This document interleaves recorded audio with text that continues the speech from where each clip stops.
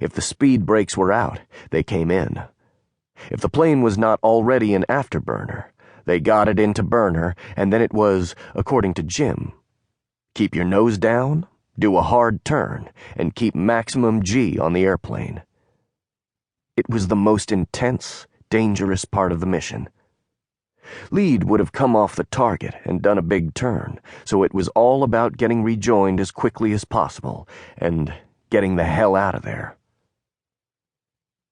The airplane was going at top speed, which made turning dangerous.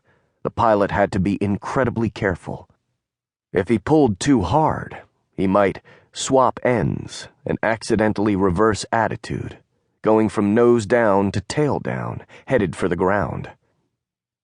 When he first started flying, Jim worried that he might break his airplane, but he soon learned that there is no such thing as a gentle turn in combat. A pilot had to throw the stick full left, full right, full back, jerking the plane all over the place at top speed.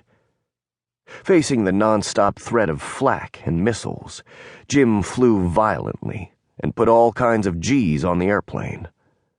Upon rejoin, the pilots flew to about 4,500 feet, got out of the high threat area, and visually checked the other planes to be sure no one was hit and everyone was okay. Every once in a while, there would be a bomb hung on the rack.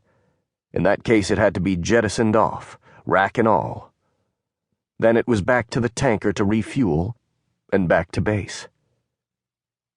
One time, Jim took a hit on his stabilator.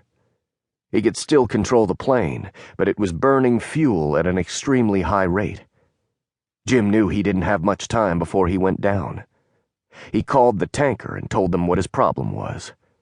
The tanker left his anchor, in violation of the rules, and met Jim in the air. Had the tanker not done that, Jim would have had to eject.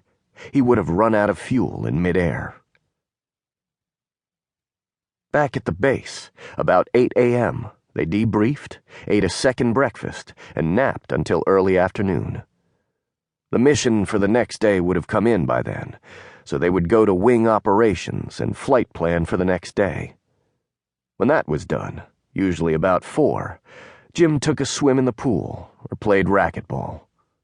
Then he'd have dinner and meet his buddies in the stag bar to hang out until 10 or 11 when he went to bed.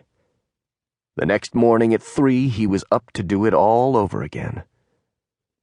That was the standard routine, and Jim thrived on the excitement of it all. He flew just about every day.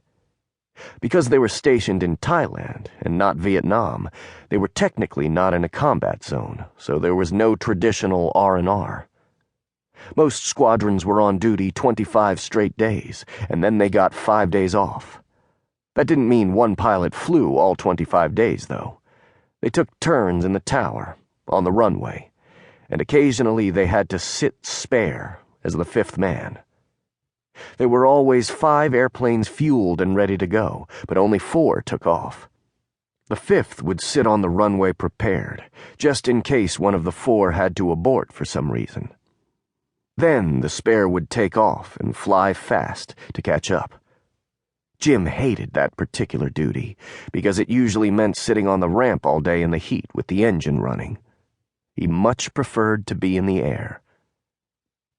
If he was not scheduled to fly or to sit spare, he sometimes did the flight planning. The targets were selected in Washington, transmitted to Saigon, and a T-39 flew target information into the base every afternoon. It was all in code, so the intelligence guys would have to break the code, and then they would plan the flight for the next day.